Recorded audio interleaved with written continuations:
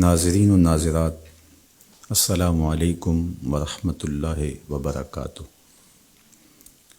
اس وقت پوری دنیا میں وبائی امراض خوف و ہراس کے پر پھیلائے ہوئے ہیں اور پوری انسانیت لرز رہی ہے۔ دنیا کے مختلف ممالک میں بہت ساری اموات واقع ہوئیں اور لاکھوں لوگ اس وبائی مرض کا شکار ہوئے۔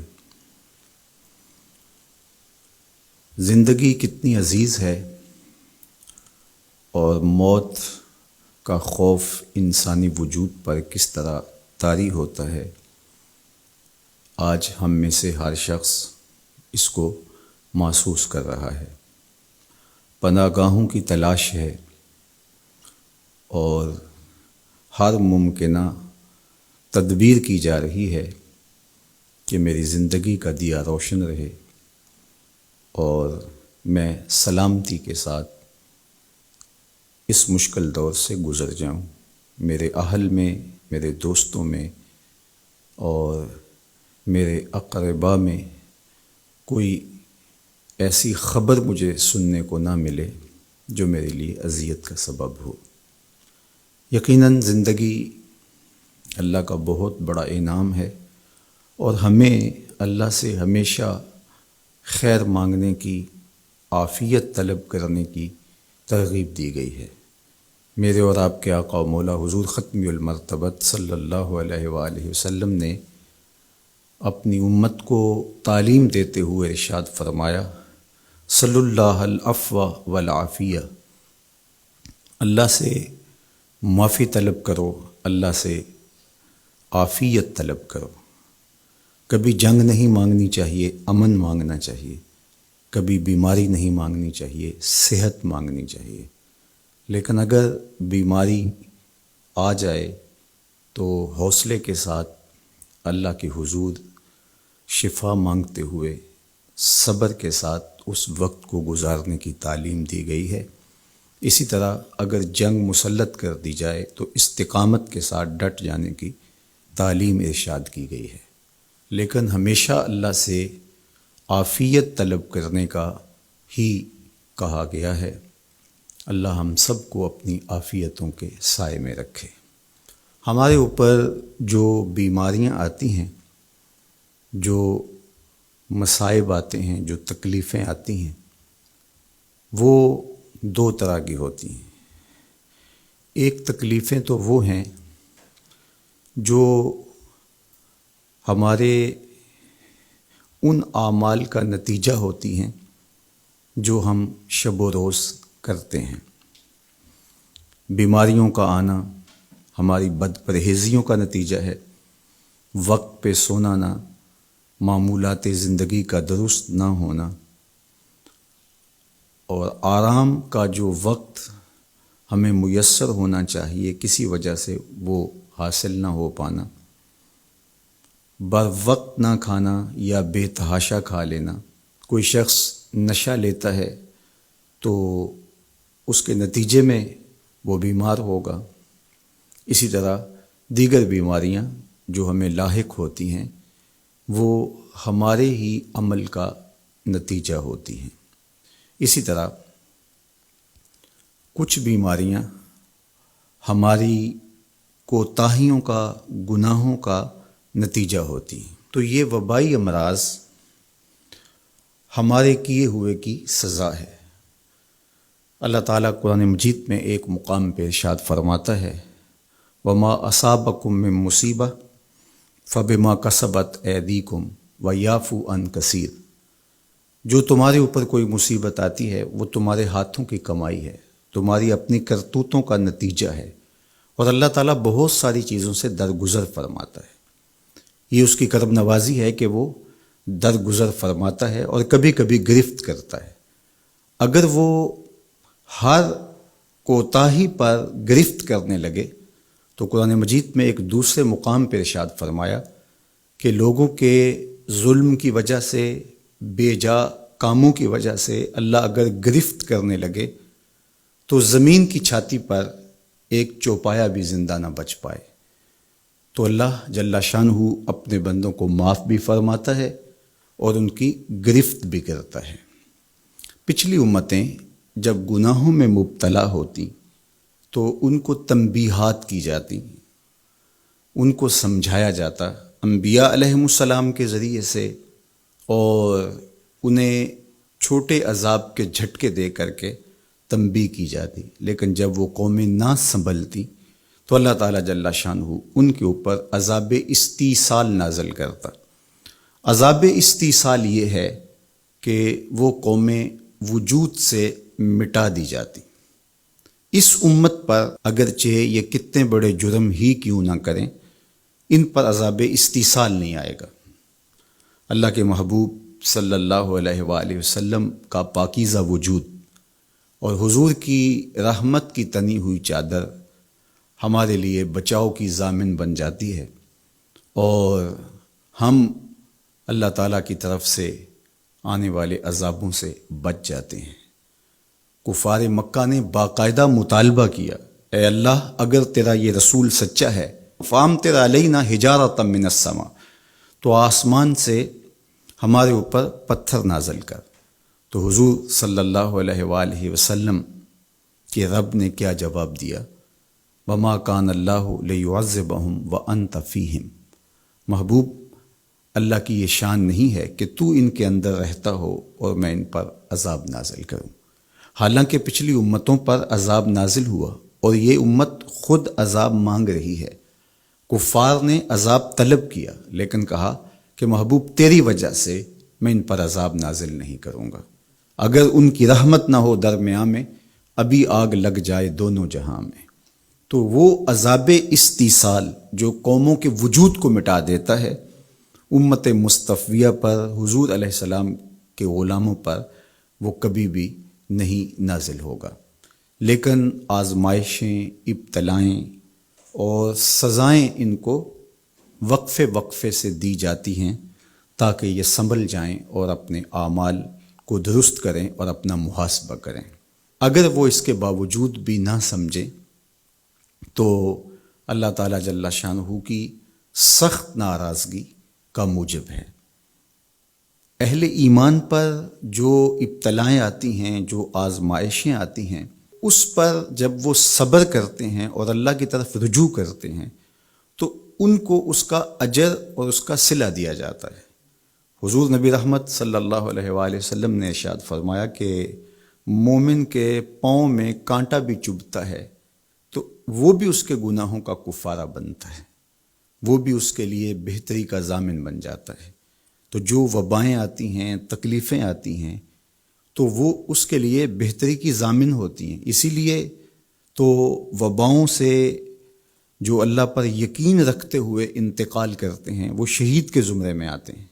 کتنا بڑا درجہ ہے شہادت کا، لیکن ان کو یہ نصیب ہوتا ہے۔ وہ اپنے آپ کا محاسبہ کرتے ہیں۔ کیسے ہمیں پتہ چلے کہ جو مصیبت ہمارے اوپر آئی ہے وہ سزا ہے یا ابتلا ہے؟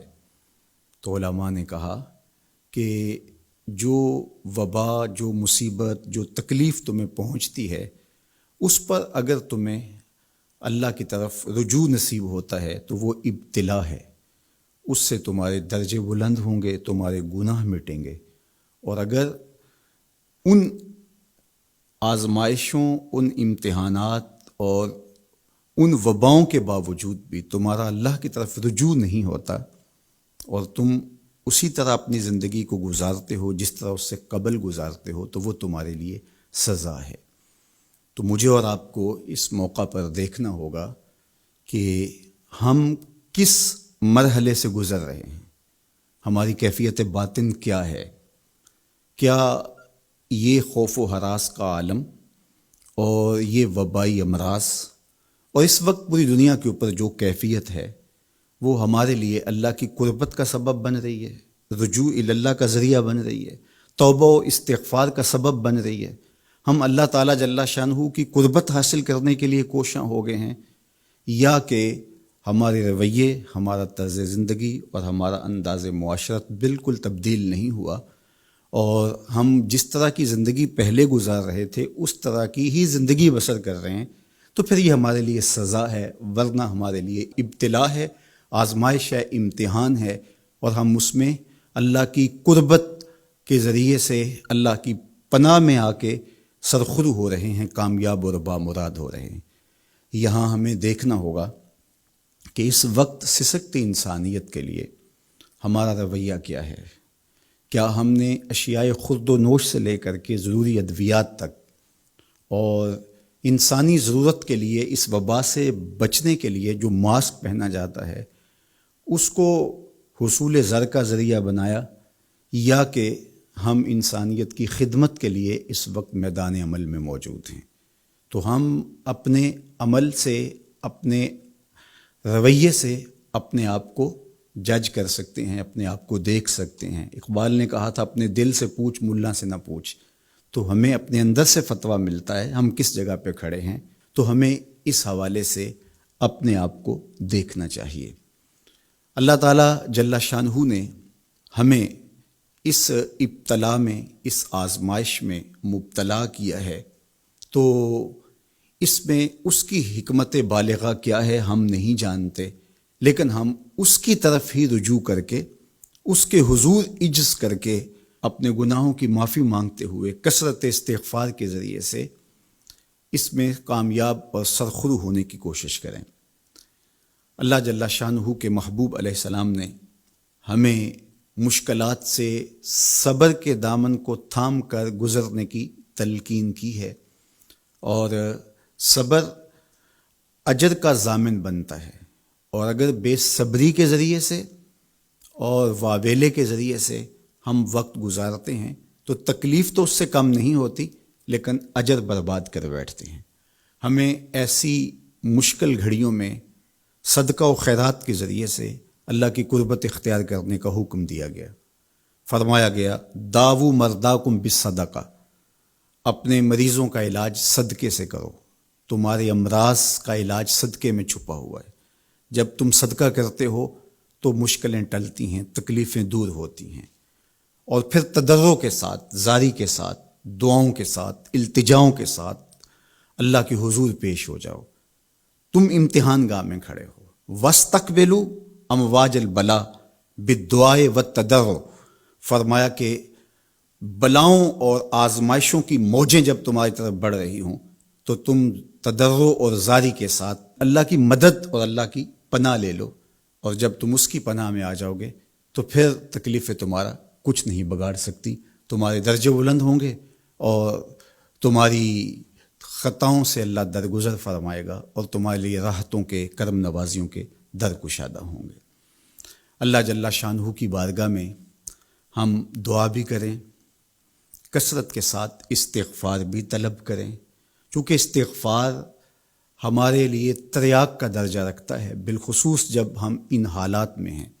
حضرت سیدنا عمر رضی اللہ تعالی عنہ فرماتے ہیں لو نزلت صاعقۃ من السماء ما اصابت مستغفرا، آسمان سے کڑکتی ہوئی بجلیاں بھی نازل ہوں تو جو استغفار کر رہا ہوگا وہ ان سے محفوظ رہے گا۔ تو استغفار کرنے والا اللہ جل شانہ کی پناہ میں آ جاتا ہے، اس کی حفاظت کے حصار میں آ جاتا ہے۔ حضرت امام شافعی علیہ رحمہ فرماتے ہیں کہ میری زندگی کا نچوڑ، میں نے جو دین پڑھا ہے، دین سمجھا ہے، تو اس کا خلاصہ یہ ہے کہ ما رأیت انفع للوباء من التسبیح، وباؤں اور ابتلاؤں کے اندر تسبیح سے بہتر میں نے کوئی وظیفہ نہیں پایا ہے۔ تو جب آپ اللہ کی تسبیح بولتے ہیں، اس کی پاکی بولتے ہیں، تو آپ اللہ کی رحمتوں کے حصار میں آ جاتے ہیں، اس کی پناہ میں آ جاتے ہیں۔ تو اللہ تعالیٰ جل شانہ آپ سے مصیبتوں کو اٹھا لیتا ہے، تکلیفوں کو اٹھا لیتا ہے۔ تو استغفار طلب کیجئے، اللہ کی تسبیح بولیے، اور قرآن مجید کی کثرت کے ساتھ تلاوت کیجئے۔ آج جب کہ فرصت کے لمحے ہمارے ہاتھ آ ہی گئے ہیں اور ہم کسی وجہ سے گھروں میں بیٹھ ہی گئے ہیں، تو اس موقع پر ہمیں کتاب اللہ کے ساتھ جڑنا چاہیے۔ کتاب اللہ کے ساتھ ہمارا تعلق جتنا مضبوط ہوگا، اللہ پر یقین اتنا ہی پختہ سے پختہ تر ہوتا چلا جائے گا۔ لیکن آج اگر سویر سے لے کر شام تک اور شام سے لے کر سویر تک ہم اپنا وقت یوں ہی برباد کر رہے ہوں اور ہمیں قرآن مجید کھول کر کے پڑھنے کی توفیق بھی میسر نہ آئے، تو پھر اس کا مطلب یہ ہے کہ ہم اس سزا کو کاٹ رہے ہیں، اس ابتلا سے اللہ کی قربت حاصل نہیں کر رہے۔ تو قرآن مجید کی تلاوت ہمیں اللہ کی قربت دیتی ہے، بلکہ ایک روایت میں آیا کہ جو شخص قرآن مجید کی تلاوت میں مشغول رہا اور اس مشغولیت کی وجہ سے اس کو دعا مانگنے کا موقع بھی نہ مل سکا، اللہ اس کو دعائیں مانگنے والوں سے زیادہ عطا فرمائے گا، چونکہ وہ اللہ کے کلام کے اندر مصروف ہو گیا۔ تو آج کل فرصت کے لمحات میں ہمیں اپنے بچوں کو بٹھا کر کے بھی ترغیب دینی چاہیے کہ وہ قرآن مجید کی تلاوت کریں، اور خود بھی قرآن مجید کی تلاوت اپنے معمولات میں شامل کرنی چاہیے۔ اور جتنے بھی یہ دن ہمیں میسر ہیں، اپنی روٹین اس حساب سے ہم بنا سکتے ہیں کہ قرآن مجید کے ساتھ ہم جڑ جائیں، اور اس کو اگر مفاہیم و مطالب کے ساتھ پڑھنے کا مزاج ہو اور روزانہ 1 پارہ یا 2 پارہ اس کے مفاہیم کے ساتھ، اس کے مطالب کے ساتھ اگر پڑھنا نصیب ہو جائے، تو پھر قرآن مجید کے پیغام کو سمجھنے کا ہمیں موقع مل جائے گا۔ چونکہ یہ کتاب ہمارے آقا و مولا حضور ختم المرتبت صلی اللہ علیہ وآلہ وسلم کی وساطت سے ہمارے نام ہمارے رب کا پیغام ہے، سندیسہ ہے ہمارے رب کا۔ ہمارے رب نے ہمیں کیا کہا ہے ہمیں سمجھنا چاہیے۔ دنیا کے کسی ایسے ملک سے میرے اور آپ کے نام کوئی خط ہو اور اس زبان میں ہو جو زبان میں نہیں جانتا، تو اتنی دیر تک میں چین سے نہیں بیٹھتا، آپ چین سے نہیں بیٹھتے جب تک اس کے مندرجات معلوم نہیں کر لیتے، اس میں خوشی کی خبر ہے یا کوئی غم کا قصہ ہے، یہ خط میرے نام کیا پیغام لے کر آیا ہے۔ تو صاحب یہ قرآن حضور کی معرفت ہمارے نام ہمارے رب کا خط ہے، تو ہمیں دیکھنا ہوگا کہ اس کتاب نے ہمیں کیا پیغام دیا ہے، اس کتاب کا حکم نامہ ہمارے نام کیا ہے، اور پھر ہم اس کتاب کو اپنی زندگی میں اتار کر کے اپنے شب و روز کے اندر شامل کر کے اس کی تعلیمات کو ایک پاکیزہ اور ستھرے مسلمان بن کے ابھر سکتے ہیں۔ تو اس موقع سے بھرپور فائدہ ہمیں حاصل کرنا چاہیے، اس کی تلاوت بھی کریں۔ خالی تلاوت بھی قرآن مجید کی تمہیں محرومیوں سے نکالے گی۔ حضرت اقبال علیہ الرحمہ نے اپنے ایک دوست کو خط لکھا کہ قرآن مجید اگر مفاہیم و مطالب کے ساتھ تمہیں نہیں بھی پڑھنا آتا تو پھر بھی اس کی تلاوت کو معمول زندگی بناؤ، اس لیے کہ ناظرہ قرآن پڑھنے سے بھی قلب کا تعلق حضور کے قلب اطہر سے جڑتا ہے، حضور سے قربت نصیب ہوتی ہے اس کتاب کے پڑھنے سے، اس کی تلاوت کرنے سے، چونکہ یہ حضور کے قلب اطہر پہ نازل ہوا ہے، حضور کے سینہ اقدس پہ نازل ہوا ہے، تو اس سے تعلق حضور کے قلب اطہر کے ساتھ جڑنا ہے۔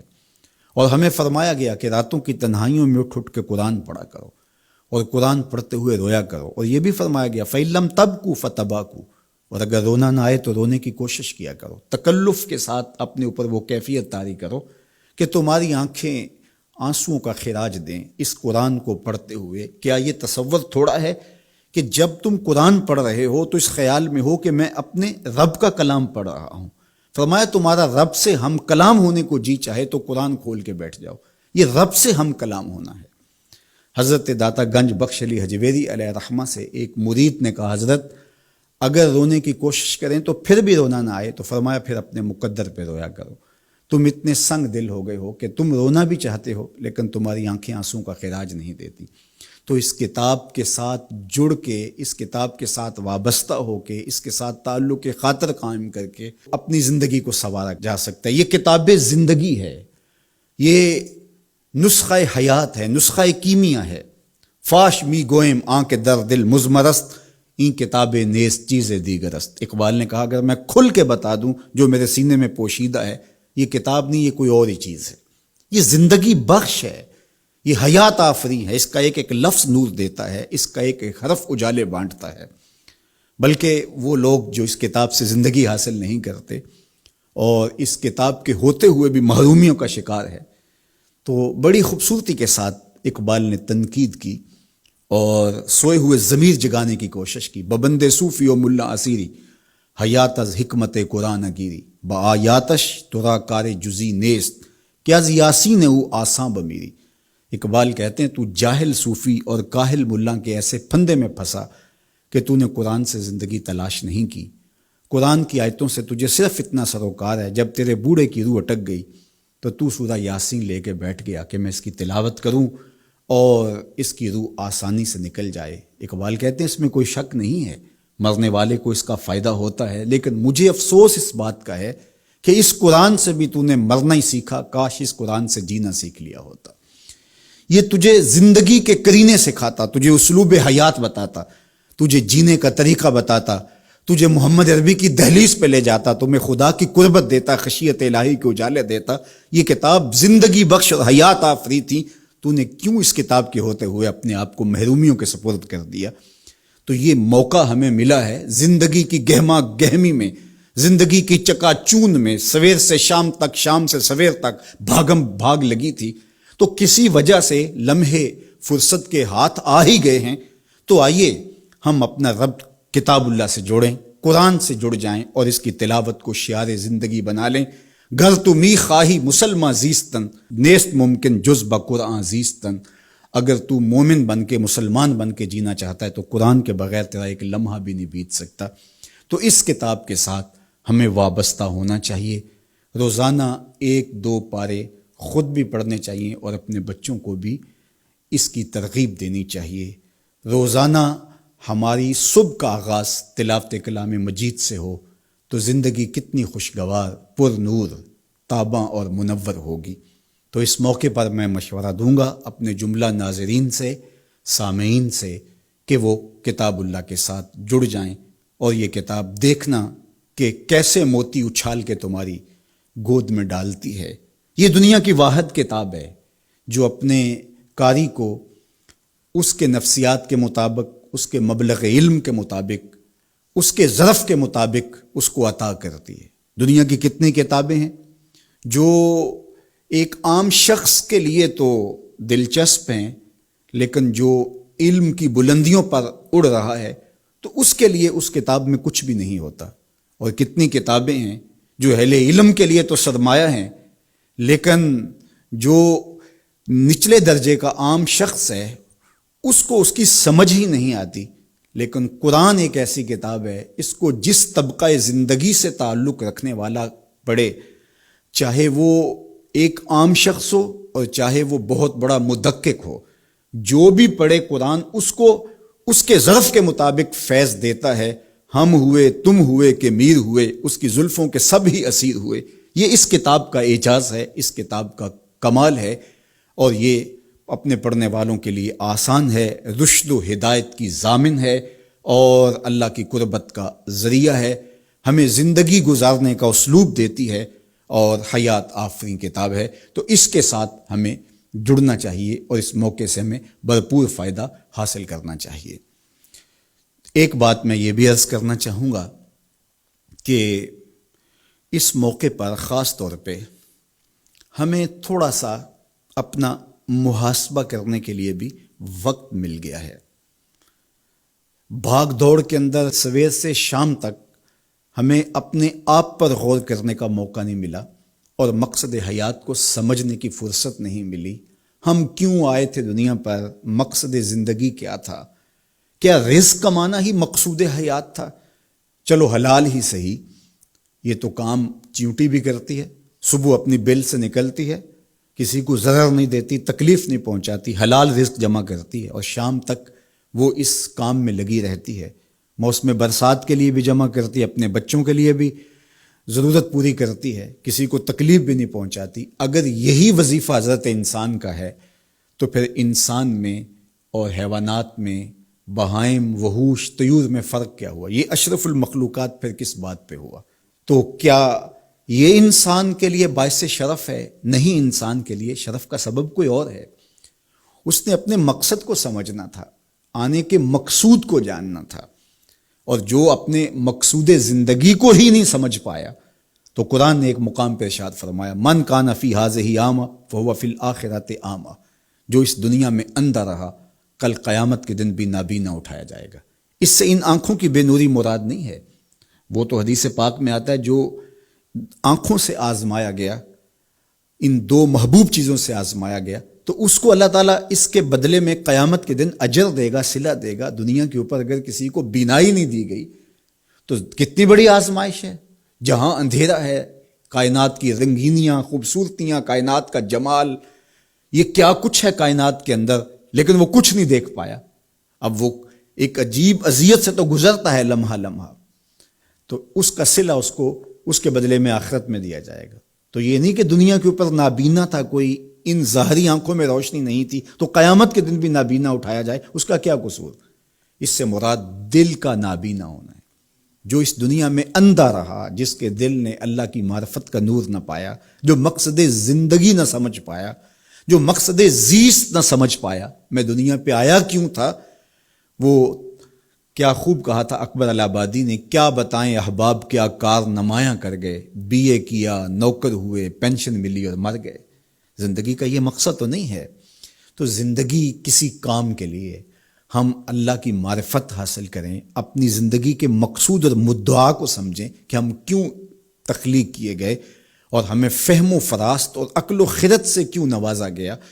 تو وہ مقصد اگر ہم نے نہیں پایا تو اس موقع پہ ہمیں اپنا محاسبہ کر کے غور کرنا ہوگا اور اپنی زندگی کی راہوں کو درست کرنا ہوگا۔ اللہ کے حضور رجوع کریں، سچی توبہ کریں۔ آج یہ تھوڑے سے حالات دگرگوں ہوئے اور موت آنکھوں کے سامنے رقص کرتی ہوئی نظر آئی۔ ابھی تو ہم نے سوشل میڈیا پہ مختلف لوگوں کی موت کے رقص کو دیکھا، ہم نے الیکٹرانک میڈیا کے اوپر مختلف ممالک کی خبریں دیکھیں اور دل لرزنے لگے۔ اور جب اپنی آنکھوں کے سامنے ان لوگوں نے یہ مناظر دیکھے ہوں گے تو کیا عالم ان کا ہوگا اور کیا کیفیت ان پر بیتی ہوگی، اور کس کرب سے، کس اذیت سے وہ گزرے ہوں گے۔ اور ہزاروں انسانوں میں سے کوئی ایک شخص آغوش موت میں اترا، اور اس کی سسکیاں اور آخری لمحے اس کی تڑپ اور اس کی بے چینیاں اور اس کے خاندان کی محرومیاں اور ان کی آنکھوں سے برستے ہوئے آنسو دل لرزا دیتے ہیں۔ تو ذرا 2 لمحوں کے لیے تصور کر لیجئے کہ اربوں انسان ہیں، تو چند ہزار لوگ آغوش موت میں اترے تو ہمارا وجود لرزنے لگا، تو وہ لمحہ کتنا دردناک ہوگا جب یہ زمین بھی لپیٹی جا رہی ہوگی، جب آسمان بھی لپیٹا جا رہا ہوگا اور ہر ذی روح اس دنیا سے رخصت ہو رہا ہوگا، اور خوف قیامت اور قیامت کا وہ زلزلہ، وہ جھٹکا، اپنے اطراف میں دائیں بائیں آگے پیچھے لاشیں گرتی نظر آئیں گی، اور پھر جسموں کے پرزے اڑتے ہوئے دکھائی دیں گے۔ اذا زلزلت الارض زلزالها واخرجت الارض اثقالها وقال الانسان ما لها یومئذ تحدث اخبارها۔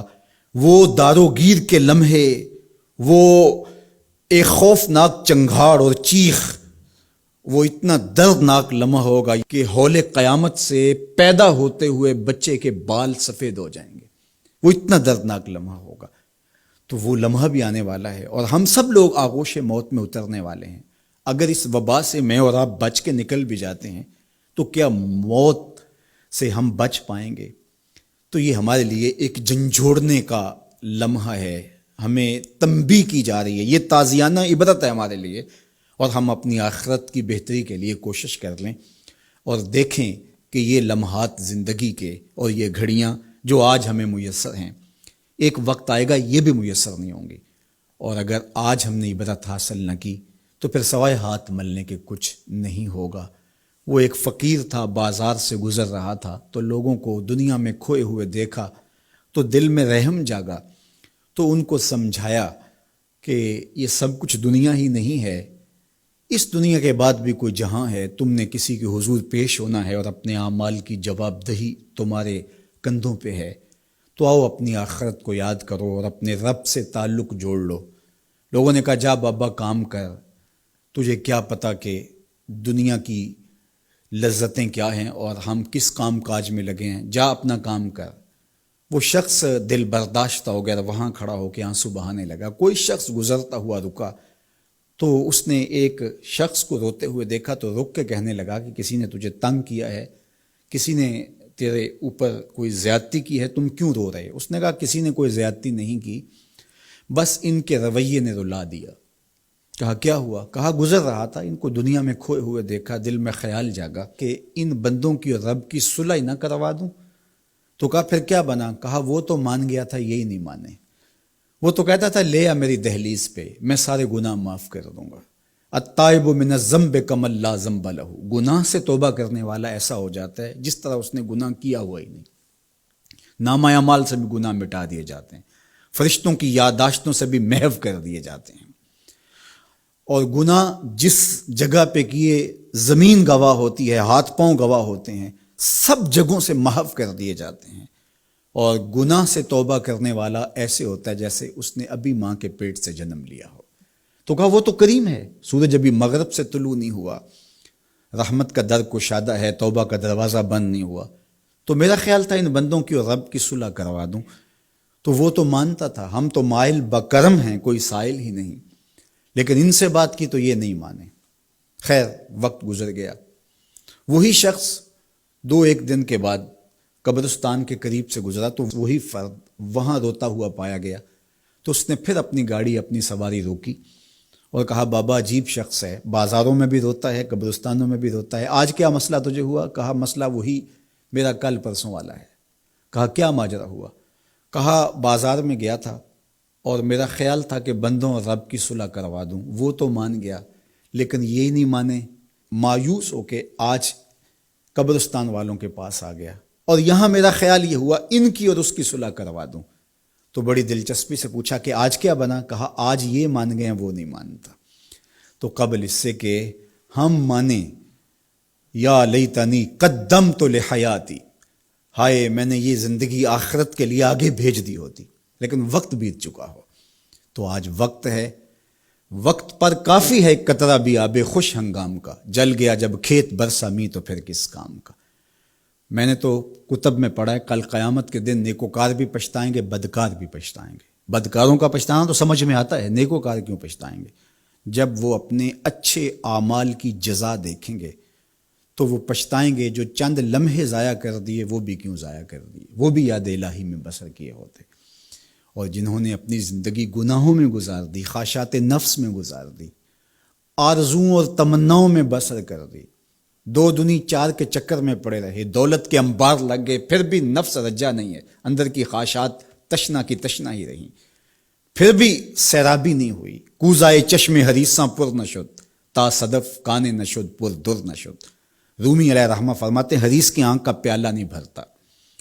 کہا کہ جب تک صدف قانے نہیں ہوتا اس میں موتی نہیں آتے، اور سادی شیرازی بولتے ہیں کہ پیٹ بھر جاتا ہے آنکھ نہیں بھرتی۔ تو ساری زندگی حال من مزید کے نعرے لگاتے رہے، جتنا بھی میسر ہوا پھر آگے بڑھتے رہے، آگے بڑھتے رہے، کسی جگہ پہ بھی فل سٹاپ نہ آیا، اور زندگی یوں گزرتی رہی، بسر ہوتی رہی، اور اپنی زندگی برباد کر دی، حتیٰ زرتم المقابر، یہاں تک کہ قبروں میں جا پہنچے۔ تو آج اپنی آنکھوں کے سامنے موت کا رقص دیکھ رہے ہیں، اور ہم پوری کائنات کے اندر دیکھ رہے ہیں کہ جو وسائل سے مالا مال تھے، جنہوں نے دنیا کو تسخیر کرنے کا دعویٰ کیا تھا، جن کا خیال یہ تھا کہ ہم ہر طرح کے حالات سے نپٹنے کی صلاحیت رکھتے ہیں، ہمارے پاس تمام وسائل میسر ہیں، لیکن آج کس طرح بے بسی کی تصویر نظر آتی ہیں۔ ایک چھوٹا سا وائرس ہے جو خوردبین سے دیکھا جاتا ہے، اور اس نے انسان کو بے بس کر دیا۔ تو انسان کو سمجھنا چاہیے کہ اللہ کی طاقت کتنی ہے۔ ایک تو قیامت کے دن جب لوگ آغوش موت میں ہوں گے، اور بڑے بڑے متکبرین، سرکش، متمردین، بادشاہ، شہنشاہ، کج کلا آغوش موت میں ہوں گے، تو اللہ تعالیٰ فرمائے گا آج کس کی بادشاہی ہے؟ تو کوئی نہیں بول سکے گا۔ اللہ فرمائے گا انا المالک، میں بادشاہ ہوں۔ فرمائے گا این المتکبرون، تکبر کرنے والے کہاں ہیں؟ تو کہاں ہوں گے تکبر کرنے والے؟ کوئی سر اٹھانے کے قابل نہیں ہوگا۔ اللہ فرمائے گا میں ہوں متکبر، کبریائی مجھی کو زیبا ہے۔ تو یہ کل جو ماننا ہے تو اچھا نہیں کہ آج ہی مان لیں اور اپنی زندگی کو اس کی راہوں پہ لگا لیں۔ تو یہ مختصر زندگی اللہ کی امانت ہے۔ اللہ جل شانہ ہمیں اس زندگی کو اس کے راستے میں لگانے کی توفیق دے۔ یہ آزمائش کی گھڑیاں یہ سزا کے جھٹکے، یہ عبرت کے تازیانے، یہ ہمارے سمجھانے کے لیے ہوتے ہیں۔ حضرت امام غزالی فرماتے ہیں یہ ڈوبتا ہوا سورج روز ہمیں بتاتا ہے کہ میاں زندگی پائیدار نہیں ہے، ایک دن تمہاری زندگی کا سورج بھی ڈوب جانا ہے۔ یہ پھیلی ہوئی قبریں، یہ جوانی سے بڑھاپے کی طرف بڑھتے ہوئے لوگ، یہ اٹھتے ہوئے جنازے، یہ سب کچھ تمہیں بتاتے ہیں۔ تم سمجھو اور اپنی زندگی کو خیر کی راہوں پر ڈال لو۔ آج لمحہ ہے زندگی کا موجود لمحہ، اور آج کا پچھتاوا کل کی بہتری کی ضمانت ہوگا۔ کل کا پچھتاوا سوائے حسرت بڑھانے کے اور کچھ نہیں ہوگا۔ اللہ مجھے آپ کو زندگی کی اچھائیاں نصیب فرمائے۔ اج ساوی نے کھلے راہ وی نے، انج ٹوک انوکھڑے ٹوک دے نہیں، ٹر پویں تے پینڈے مک جاندے، گھر بیٹھیاں فاصلے مک دے نہیں۔ تو آج ایک ایک قدم بھی چلیں گے تو منزل تک پہنچ جائیں گے، لیکن کل یہ قدم شل ہو جائیں گے، یہ زباں بولنے سے بند ہو جائے گی۔ یہ دارالعمل ہے، وہ دارالجزا ہے، پھر دارالجزا میں عمل نہیں ہوگا، پھر پچھتاوا، پھر ڈاڈا پچھتاوا، سخت پچھتاوا، حسرت پہ حسرت، دکھ، اذیت۔ ہائے کوئی چیخ چیخ کے کہتا تھا، میں اس کی بات مان لیتا، میرے گھر میں قرآن پڑھا تھا، میں کھول کے دیکھ لیتا، میں مصلحین کی بات سن لیتا، میں اٹھتے ہوئے جنازوں سے کچھ سمجھ لیتا، میں قبرستانوں میں جاتا، ٹوٹی شکستہ قبریں مجھے کوئی کہانی سنا رہی تھی، جن کا طوطی بولتا تھا، پھر ان کی قبروں پہ خاک بھی اڑتی میں نے دیکھی، لیکن میں نے کسی سے عبرت حاصل نہ کی۔ میں نے سمجھا کہ یہ جوانی ہمیشہ رہے گی، یہ زندگی ہمیشہ رہے گی، لیکن سارا خواب تھا ٹوٹ کے بکھر گیا۔ تو آج پچھتاوا ہے، تو کل جو پچھتانا ہے تو آج ہی پچھتا لیں، اور اپنی زندگی کو اللہ اور اس کے رسول کی راہوں پہ لے آئیں۔ اللہ مجھے آپ کو اپنی راہوں کا مسافر رکھے، اور زندگی کو حضور علیہ الصلوۃ والسلام کی اطاعت کے، فرما برداری کے دائرے میں لے آئیں۔ وآخر دعوانا ان الحمد للہ رب العالمین، الحمد للہ رب العالمین، والصلاۃ والسلام علی اشرف الانبیاء والمرسلین۔ اللہ اٹھے ہوئے ہاتھ، پھیلی ہوئی جھولیاں اپنی رحمتوں سے بھر دے، بخت کی بہاریں نصیب فرما دے، مقدر کی خزائیں رخصت کر دے۔ جئیں تو تیرے لیے، مریں تو تیرے دین کے لیے، زندگی کی آخری ہچکی تک تیرے رسول کے وفادار رہیں۔ ہر علت، ہر قلت، ہر ذلت سے رہائی عطا کر دے، اپنے محبوب کے در کی گدائی عطا کر دے۔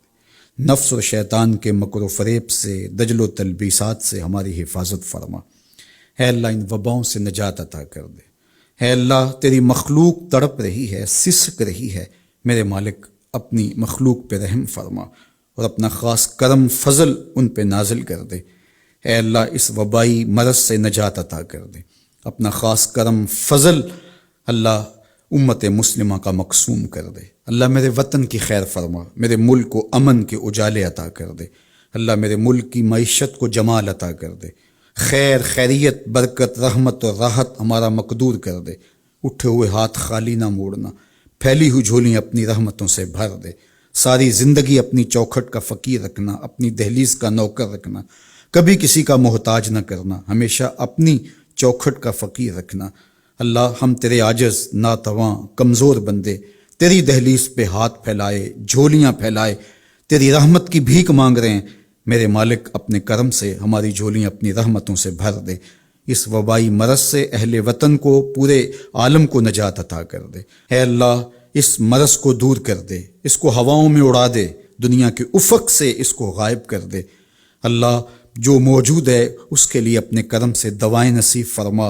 اے اللہ اپنا خاص کرم فضل اس وطن پاکستان کے شامل حال فرما، جو مسیحا قوم کے اس وقت اس بیماری کے ساتھ نبرد آزما ہیں اور مشکل حالات کے اندر مریضوں کی دیکھ بھال کر رہے ہیں۔ اللہ ان ڈاکٹرز کو حفاظتوں کے حصار میں رکھنا، ہماری پاک فوج، ہماری پولیس اور ہمارے ادارے جس طرح اس مشکل گھڑی میں قوم کے ساتھ آ کھڑے ہوئے، اپنی جانوں کو ہتھیلیوں پہ رکھ کے، اے اللہ ان کی حفاظت فرما، ان کے اہل و عیال کی حفاظت فرما، ان کے بچوں کی حفاظت فرما، ان کی نسلوں کو خوشبودار رکھنا اور اپنی پناہوں کا حصار عطا کرنا۔ اللہ میرے وطن میں نظام رسول کی بہاریں پیدا کر دینا، اللہ خیر اور بھلائی مقسوم کر دینا۔ اے اللہ سسکتی انسانیت کا یہ درد دیکھ کر کے دنیا کے جو کارپرداز ہیں ان کو یہ سوچنے کی توفیق دے کہ کشمیر میں، القدس میں اور دیگر بلاد اسلامیہ کے اندر سسکتی انسانیت کیسے وقت کاٹتی ہے، اور دنیا کے اوپر امن کے لیے پائیدار کوششیں کرنے کی توفیق عطا فرما۔ اللہ ہمارے اٹھے ہوئے ہاتھ خالی نہ موڑنا، جملہ ناظرین کی جتنی دعائیں ہیں اللہ اپنے کرم سے مستجاب فرمانا، بے اولادوں کی جھولیاں اولاد سے بھر دینا، دکھیوں کے دکھ دور فرمانا، پریشان حالوں کی پریشانیاں دور فرمانا، بیماروں کو شفا عطا کر دینا، بے اولادوں کی گودیاں اولاد سے ہری کر دینا، انہیں اولاد نرینہ بھی بخشنا، اولاد مادینہ بھی بخشنا، اور ان پر اپنی خاص رحمات کا نزول کر دے۔ وصلی اللہ تعالی علی النبی الامین وعلی آلہ واصحابہ اجمعین۔